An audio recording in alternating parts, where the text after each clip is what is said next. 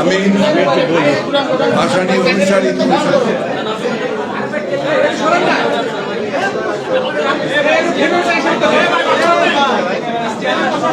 সাংবাদিক ভাইজিকে অনুরোধ করবো দয়া করে আপনারা একটু নীরবতা পালন করেন। আমি খুব অল্প, খুবই অল্প, আপনারা একটু বসেন, পেছনের যারা কাজ করছেন তারা কাজ করতে দেন।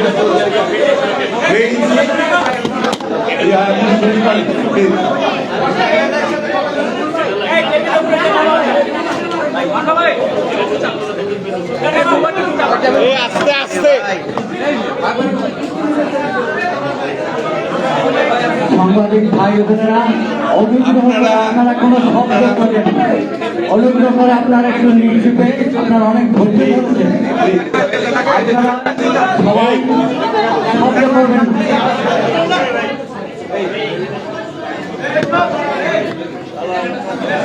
আমার একজন বোন সামনে দাঁড়িয়ে আছেন, প্লিজ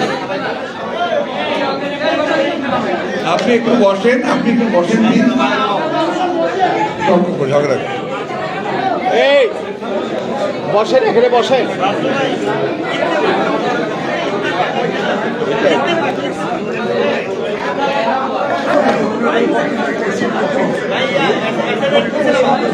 আপনি শুরু করবেন।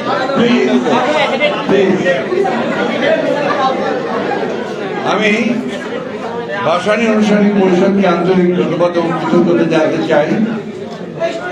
তারা এই দেশের, এই জাতির একটা অত্যন্ত গুরুত্বপূর্ণ বিষয় নিয়ে আজকে এই আলোচনার আয়োজন করেছেন। আজকের এই আলোচনা অনুষ্ঠানের সংগ্রামী সভাপতি আমাদের মাঝে উপস্থিত আছেন, আমাদের বিশিষ্ট শিক্ষাবিদ আমাদের প্রফেসর মাহবুবুল্লাহ, আমাদের মাঝে উপস্থিত আছেন আজকে আমাদের শ্রদ্ধেয় জাতীয় নেতৃবৃন্দ, প্রিয় ভাই বোনেরা, আমাদের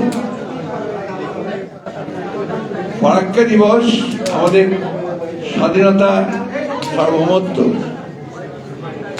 এই জাতির উন্নয়ন, মানুষের জীবন জীবিকার প্রশ্নে অত্যন্ত গুরুত্বপূর্ণ একটা দিন। গুরুত্বপূর্ণ এই জন্য যে এই দিন এই দেশের আরেকজন মহান নেতা, যিনি এই ভূখণ্ডের মানুষের স্বাধীনতার জন্য, তাদের কল্যাণের জন্য, তাদের মুক্তির জন্য দীর্ঘ নাম করেছেন। ব্রিটিশ সাম্রাজ্যের বিরুদ্ধে করেছেন, পাকিস্তানের বিরুদ্ধে করেছেন এবং বাংলাদেশের সমস্ত অন্যায় অবিচারের প্রতিবাদ করেছেন। সেই মৌলানা আব্দুল হামিদ খান ভাসানী এই দিন তার যে স্বভাবজাত যে অন্যায়ের বিরুদ্ধে প্রতিবাদ করা, দেশকে রক্ষা করা, এই দেশের মানুষের স্বাধীনতাকে রক্ষা করা, সেই প্রশ্নে তিনি জনগণকে সংগঠিত করে তিনি ফারাক্কা মার্চ করেছিলেন। তিনি জানতেন যে এই মার্চ করে ফারাক্কাবাদকে ভেঙে দেওয়া যাবে না, কিন্তু এই মার্চ করে সমগ্র পৃথিবীর দৃষ্টিকে আকর্ষণ করা যাবে এবং সেই দৃষ্টিকে আকর্ষণ করে তখন জাতিক একটা ইস্যুতে পরিণত হয়েছিল। আপনার বক্তারা সবাই বলেছে, আপনারা সবাই জানেন যে এই গঙ্গা বাঁধের উপর বাঁধ নির্মাণের পরিকল্পনা বহু আগে থেকে শুরু হয়েছিল। এই সেই চিন্তা ছিল, পরিকল্পনা ছিল এবং ভারত সেই পরিকল্পনাকে বাস্তবায়িত করার জন্য পাকিস্তানের আমলে এই কাজ, তখন পাকিস্তান সরকার বাধা দিয়েছিল এবং তারা প্রতিবাদ করেছিল। পরবর্তীকালে এটা নির্মিত হওয়ার পরে এই পানি বন্টন নিয়ে যে সমস্যার সৃষ্টি হয়েছে, সেই সমস্যাকে সমাধানের জন্য দুর্ভাগ্যজনকভাবে আগের সরকার তারা সেই উদ্যোগ নিতে পারেননি। এটা খুব স্বাভাবিক ছিল, এই জন্যে আগের সরকার নিজেদেরকে মনে করতেন যে তারা ভারতের কাছে অনেকখানি ঋণী এবং তারা তাদের কাছে সেই অনুগ্রহ আশা করত। পরিবর্তন হওয়ার পরে মৌলানা আব্দুল হামিদ খান সাবরানী যখন এই বিষয় নিয়ে তিনি আন্দোলন শুরু করলেন, অনেকটা মার্চ করলেন, তখন তৎকালীন সরকার জিয়া রহমানের সরকার তার যে জনগণের প্রতি ভালোবাসা, যে ভালোবাসার কারণে তিনি তার যে নিজস্ব যে দায়বদ্ধতা, যেখান থেকে তিনি 1971 সালেও স্বাধীনতা যুদ্ধ ঘোষণা করেছিলেন, সেই কারণেই তিনি আবার এই ফারাক্কা গঙ্গার পানি বন্টনের ব্যাপারে তিনি উদ্যোগ গ্রহণ করেছিল তার সরকার। এবং সেই সরকার উদ্যোগ গ্রহণ করার পরেই তখন সেটা আপনি জানেন, একদিকে মহাভাষণের এই ফারাক্কা মার্চ তাকে সাহায্য করেছিল এটাকে আন্তর্জাতিক পর্যায়ে উন্নীত করার জন্য, এবং সেটা তৎকালীন যে ইসলামিক পররাষ্ট্রমন্ত্রী সম্মেলন হয়েছিল ইসলামিক রাষ্ট্রগুলোর, সেখানেও এটা উত্থাপিত হয়েছিল এবং সেখানে ভারতকে বলা হয়েছিল পানির ন্যায্য হিস্সা বাংলাদেশকে দেওয়ার জন্য। এবং জিয়া রহমান সাহেব তখন সেটাকে জাতিসংঘেও উত্থাপন করেছিলেন ন্যায্য পানির হিস্সার জন্য। বন্ধুগণ, এই বিষয়টা আমাদের নতুন নয়। আমরা বরাবরই লক্ষ্য করেছি যে বাংলাদেশের জন্ম হওয়ার পর থেকেই আমাদের প্রতিবেশী, যার কাছে আমরা স্বাধীনতার তাদের ভূমিকার জন্য আমরা অবশ্যই আমাদের ধন্যবাদ এবং কৃতজ্ঞতা আমরা প্রকাশ করেছি সবসময়। তারপরেই আমরা যে লক্ষ্য করেছি তারা সবসময় বাংলাদেশকে একটা নিয়ন্ত্রণের মধ্যে রাখার জন্য তারা সবসময় তাদের সকল কর্মকাণ্ডকে পরিচালনা করেছে। এবং শুধু ফারাক্কা বাঁধ নয়, গঙ্গার পানি নয়, বাংলাদেশের 154টি অভিন্ন নদী, সেই নদীগুলোর পানি বন্টনের ক্ষেত্রে তারা সব সময় গরিবেশি করেছে এবং তারা এই সমস্যার সমাধান করছেও না। তিস্তা নদীর পানি আপনারা সবাই জানেন, দীর্ঘকাল ধরে তিস্তা নদীর পানি বন্টন নিয়ে এই চুক্তি করছি, এই হয়ে যাবে, এখন ভালো অবস্থা আছে, এই করে করে কিন্তু এই সরকার কাটিয়েছে। এই যে আপনার ব্যর্থতা, এই ব্যর্থতার মূল কারণটি হচ্ছে যে সরকার যারা আসে, যে সরকার এখন আছে, সেই সরকার পুরোপুরিভাবে একটা নতজানু সরকার। তারা কখনোই বাংলাদেশের জনগণের স্বার্থে সে একটা প্রকৃত স্ট্যান্ড নেওয়া, সেই স্ট্যান্ডটা তারা নিতে ব্যর্থ হচ্ছে কারণ তারা তাদের কাছে অত্যন্ত দুর্বল।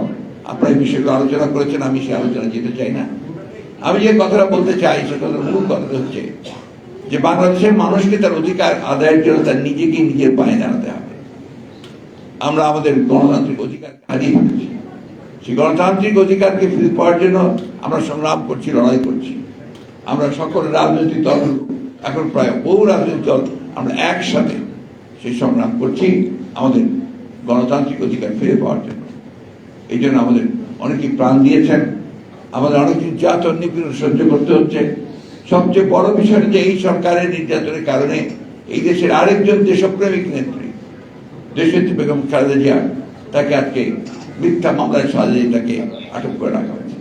আমাদের নেতা তারেক রহমান সাহেব, তাকে মিথ্যা মামলায় নির্বাসিত করে তাকে বিদেশে নির্বাসিত করে রাখা হয়েছে। ৬০ লক্ষ মানুষের বিরুদ্ধে আজকে মিথ্যা মামলা দেওয়া হয়েছে। এই কয়েকদিন আগে আপনার ৭ই জানুয়ারি নির্বাচনের পূর্বে মাত্র ৩ দিনে ২৭,০০০ নেতা কর্মীকে গ্রেপ্তার করা হয়েছে এবং আজকে এখনো সেই নির্যাতন নিপীড়ন চলছে। আমাদের নেতা কর্মীদেরকে, গণতন্ত্রের জন্য যারা আন্দোলন করছেন নেতা কর্মীদেরকে সাজা দিয়ে তাদেরকে কারাগারে পাঠানো হচ্ছে। এর মূল কারণটাই হচ্ছে যে আজকে এমন একটা সরকার দখলদারিত্ব নিয়ে ক্ষমতায় বসে আছে, যাদের একমাত্র কাজ হচ্ছে যে তারা তাদের স্বার্থ, তাদের প্রভুদের স্বার্থকে রক্ষা করার জন্য তারা আজকে জনগণের উপর চালিয়ে যাচ্ছে। আজকে ফারাক্কার সমস্যার সমাধান হবে কি করে, তিস্তার সমস্যার সমাধান হবে কি করে, অন্যান্য অভিন্ন নদীগুলোর সমস্যার সমাধান কি করে হবে? কারণ তারা তো দখলদারিত্ব করছে এখানে। তারা তো একটা বিশেষ দায়িত্ব নিয়ে এই সরকার আপনার ক্ষমতা দখল করে আছে। আজকে এই সরকার জনগণের সরকার নয়, কোনো নির্বাচনই তারা করে না। নির্বাচন করলে তারা জানে যে তাদের একটা ভূমিধস পরাজয় হবে, তারা নিশ্চিহ্ন হয়ে যাবে। সেই কারণে বিভিন্ন কৌশলে তারা এখানে নির্বাচন দেখিয়ে তারা ক্ষমতায় টিকে থাকে। বন্ধুগণ, আজকে বাংলাদেশের সকল উন্নয়ন যেটা বলা হচ্ছে, এটা সম্পূর্ণভাবে একটা মিথ। এটা কোনো উন্নয়ন নয়, এটা শুধুমাত্র এই সরকারকে টিকিয়ে রাখার জন্য একটা গোষ্ঠী তৈরি করা হচ্ছে, যে গোষ্ঠীগুলো এই তথাকথিত উন্নয়ন থেকে সবচেয়ে বেশি আপনার বেনিফিশিয়ারি হয়েছে। মাফিয়া রাষ্ট্র তৈরি করা হয়েছে। আপনি চারদিকে তাকিয়ে দেখবেন, আজকে এখনকার যে সরকারের যে মদতপুষ্ট যে সমস্ত ব্যবসায়ী, যে সমস্ত ব্যক্তিরা আছেন, তারা সবাই এই তথাকথিত সরকারের যে আপনার গুণকীর্তন গায়। তাদের একটা মাত্র উদ্দেশ্য, এই সরকার টিকে থাকলে তারা তাদের লুণ্ঠন, তারা তাদের যে আপনার বিদেশে টাকা পাচার করে সম্পদ তৈরি করা, তারা সেইগুলো তারা করতে পারবে। আজকে ফারাক্কা দিবস আমাদেরকে ওই কথাই মনে করিয়ে দেয়, জনগণের শক্তির কাছে বড় শক্তি আর কিছু নেই। এবং মৌলানা আব্দুল হামিদ খান ফরসানী, তিনি ছিলেন সেই জনগণের মানুষ। তিনি সবসময় জনগণের কথা ঠিক বলেছেন, জনগণের সংগ্রাম করেছেন, কোনোদিন ক্ষমতার আশেপাশেও যাননি। জনগণের স্বার্থ রক্ষার জন্য তিনি সবসময় লড়াই করেছেন।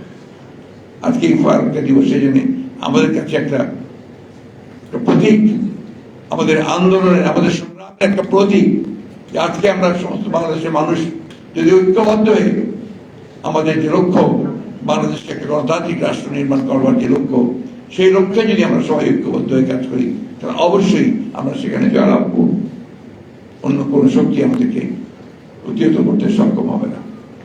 আমি আবারও আজকে যারা বক্তব্য রেখেছেন তাদেরকে আন্তরিক ধন্যবাদ এবং কৃতজ্ঞতা জানাচ্ছি, যে তারা মূল বিষয়গুলো অত্যন্ত বিশদভাবে তুলে ধরেছেন।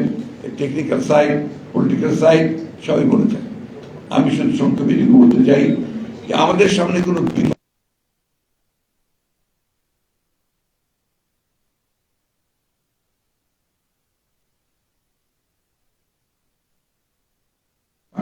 তার যে একটা গণতান্ত্রিক রাষ্ট্র নির্মাণ করবার যে আকাঙ্ক্ষা, তা যদি আমরা পূরণ করতে চাই, তাহলে আজকে সকলের দল মত নির্বিশেষে সমস্ত ভেদাভেদ ভুলে আজকে একত্র হয়ে এই ভয়াবহ দানবীয় যে একটা সরকার, মনস্টার যে একটা গভর্নমেন্ট, যার একমাত্র কাজ হচ্ছে তাদের নিজেদের বৃত্ত তৈরি করা আর অন্য দেশের যে প্রভুত্ব, তাদের যে স্বার্থ, সেই স্বার্থকে রক্ষা করা। আজকে আমাদের স্বার্থে আমাদেরকে ঐক্যবদ্ধ হতে হবে, আমাদেরকে কেউ করে দিয়ে যাবে না, আমাদেরকে নিজেকে সেটা করতে হবে। এই কথা বলে আবার আপনাদেরকে ধন্যবাদ জানিয়ে আমি